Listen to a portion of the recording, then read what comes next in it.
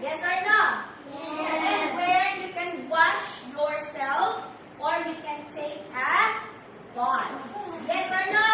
Yes. Can you watch TV inside the house? No. Can you park your car there? No. Can you pee inside the living room? No. Can you pee inside the garage? No. Can you take a shower in the living room? No. Of course. Where can you do that? Huh? Okay, go.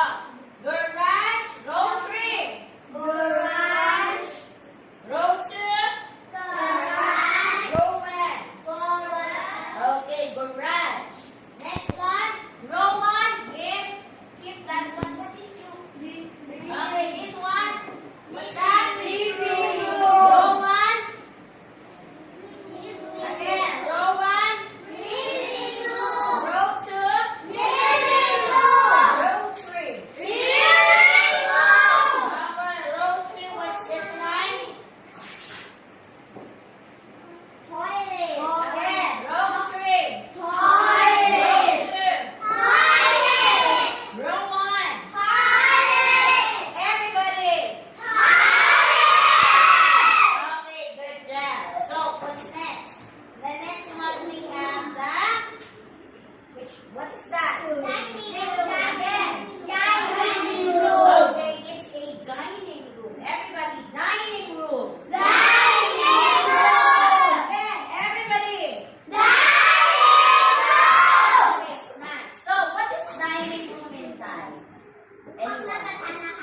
Okay, home na patanahan. Okay, what's the use? Why do we have dining room in our house? Okay, or in our house. Okay, this is an example of a dining room. What can you see there on the pictures?